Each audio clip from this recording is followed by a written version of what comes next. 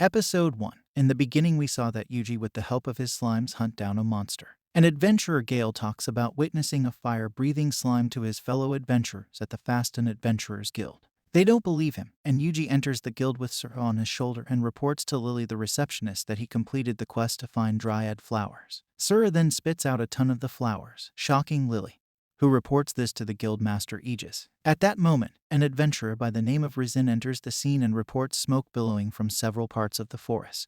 Contacting his slimes stationed in the woods, Yuji learns that there is a large horde of monsters heading toward the area. Although Aegis suggests that the adventurers should evacuate, Yuji proposes that he uses a dragon bone in his possession to recreate a flame to decimate the incoming monsters. Gale recognizes the slime on Yuji's shoulder and asks what they can do to help. Dusk settles in, and Lily, accompanied by Aegis, gives the adventurers their dryad potion.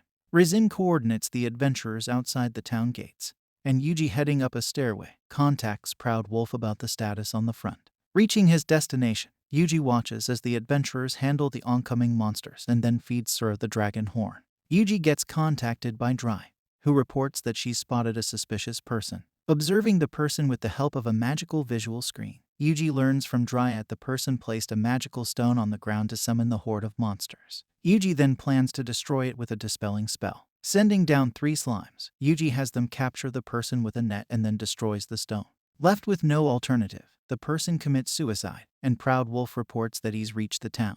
Under Yuji's command, he orders some of the slimes on Proud Wolf's back to assist Gale's team on the front, and they do so. Using his spell transfer skill, Yuji has the slimes kill the oncoming monsters and proves Gale's story from earlier that day as accurate. Yuji then concocts a plan to erect a barrier around the town enchanted with the dragon fire. He then orders the eavesdropping Lily to have Aegis recall Gale and the other adventurers back into the town. Furthermore, he orders Dryad's team to retreat underground, and they do so. Back in the town, Lily does what Yuji said, and all but Gale and Rizin stand and fight against a giant monster. Proud Wolf then attacks the monster's neck, takes it down.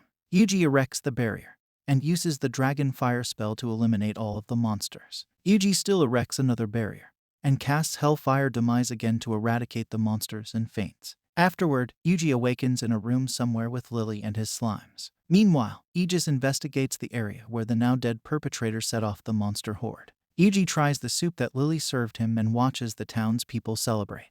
Lily then asks him why he went through so much to save the town, but she retracts her question and leaves him. This makes Yuji recall his previous life, and without warning, he leaves the town. The following day, Lily informs Aegis about Yuji's disappearance, and Lily spots a dirty lantern-like magic stone holder on Aegis' desk. Aegis notes that it belongs to the cult. A slime was eavesdropping on their conversation, and Surapaki reports that they're close to their destination, a new town.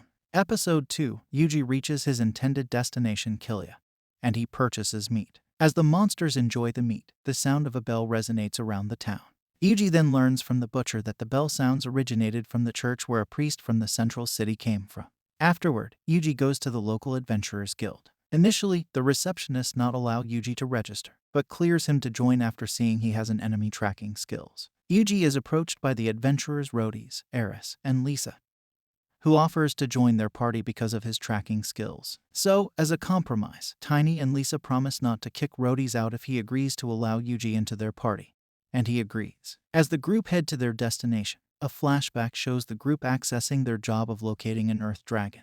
Back in the present, Proud Wolf with several slimes on his back scout ahead and report a pack of 5 wolves. The group then heads forward, and Rhodys deals with the monster wolves. Although the slimes could have handled the monsters, Yuji wanted to gauge his companion's capabilities. That night they camp by a riverside, and Lisa and Tina try to pry Yuji about his enemy tracking skills. However, Rhodys cuts in, suggests they get some rest, and delegates the turns they'll be taking of who will be watching and sleeping.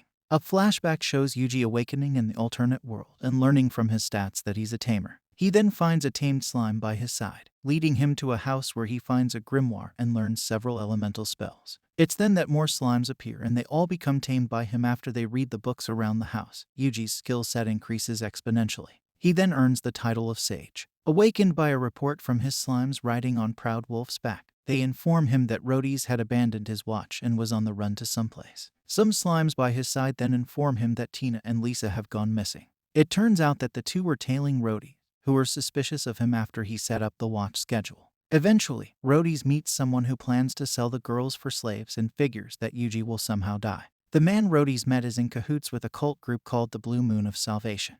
Accidentally, Lisa and Tina set off the trap in the area while they try to escape, but Proud Wolf and the slimes set off another one and appear like a giant beast. The leader suggests they fall back and head back into the hut they were staying in.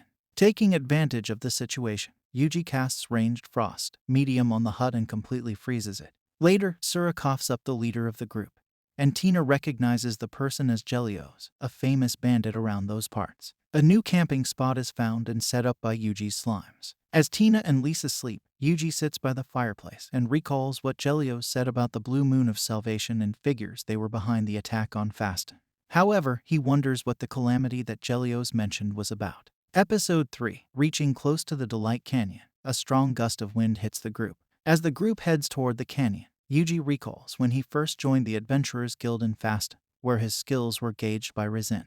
Yuji passes all of the tests with flying colors. Back in the present, Yuji imposes a magical limiter on himself and has his slimes eliminate the monsters within the surrounding area. Just then, the sky turns dark, and back in Kilia, the town priest Stale discusses with the town's guildmaster Rayard a tome containing a prophecy related to the Blue Moon of Salvation. Proud Wolf then reports a giant blue dragon in the vicinity, and Yuji's group retreats into the canyon. Yuji then orders his tamed monsters to deal with the monsters. They do and reach outside the canyon. However, Yuji's group is ambushed by the Earth Dragon. Lisa and Tina flee, but Yuji stands his ground and uses weak spells against the Earth Dragon that do not affect it. Yuji uses the canyon's wind gusts to cover up the Earth Dragon with dust, allowing Yuji to eliminate it. Tina and Lisa believe that Yuji ignited the ore found underneath the ground to defeat the Earth Dragon. Afterward, Yuji's group reports the defeat of the Earth Dragon and Rhodes' involvement with the infamous bandit Gelios. The group receives 14,070,000 gold, and Reynard takes Yuji to participate in a meeting led by him concerning the blue dragon that appeared in the canyon. Yuji has Sura print a picture with the detailed picture of the blue dragon that he saw. Father Stale then reveals the legend behind the dragon and that it'll destroy the land within 3 days. When Reynard asks Stale how the blue dragon was defeated in legends past, Stale claims that a divine emissary whose powers rival the gods would best it. However, any further information is lost. Reynard speculates that 30 years ago, the church conducted a ritual as a lunar eclipse occurred, and the effects would begin 30 years after the fact. It just so happens that 30 years passed a week ago, and the name of the ritual was called the Spirit Summoning Ceremony. Furthermore, the divine emissary has yet to appear. The sky then briefly darkens, and the blue dragon has grown in size again, and Yuji relays this to everyone in the meeting. Reynard then declares that the blue dragon would be subjugated at first light. Later, in the dining hall, Yuji and his slimes eat and are approached by Tiny and Lisa, who inform him that they've joined the blue dragon subjugation squad. When they leave, Stale approaches Yuji and, in the cathedral, bestows upon Yuji a dagger relic that he brought from the capital. Yuji appraises the dagger as the Knife of Kethais. Yuji recalls what Rizin told him about his magic and thinks about trying something out. Episode 4. Facing off against the blue dragon, Yuji, with his tamed monster's help, manages to heavily damage the blue dragon with the combination of his Knife of Kethais and the Hellfire of Demise spell. It only takes out the blue dragon's left eye. Yuji waits until he's able to cast the Divine Strike spell, and it's powerful enough to fell the dragon. And again, with his Knife of Kethais in conjunction with the Hellfire of Demise spell, Yuji slices off the dragon's neck and kills it. The following day, Yuji answers the knocking on the door to his room, and it's Rayard who informs Yuji that Father Stale has left the town. Furthermore, Stale received a divine message that the blue dragon was defeated. Before leaving, later, Tina and Lily treat Yuji to some food and apologize. When they ask what Yuji's future plans are, he discloses to head to another town, and they suggest Ricardo. Yuji decides to go there next. He leaves a couple of slimes behind as a precaution. But as he's heading through a forest, Yuji is contacted by Dryad, who tells him that the emergency were newly ground red and blue mushrooms that Dryad could respectively create sage and mana restoration potions. Yuji then has his slimes collect the mushrooms, and Dryad tries to create a mana restoration potion. But it turns out wrong. Dryad notes that the water isn't pure enough, so Yuji creates a magical barrier shaped like a distiller with the help of a few slimes distills the water. Elated that Yuji was doing this, Dryad recalls when Yuji and her first met. A flashback shows Yuji destroying a magical stone that drained Dryad's forest of its energy, and as thanks. In the present, the slimes alert the two that the water has been distilled. Hence, Dryad managed to create 5 sage potions and 2 mana restoration potions. Afterward, They soon get sidetracked by Proud Wolf picking up a human scent that leads them to a strange settlement.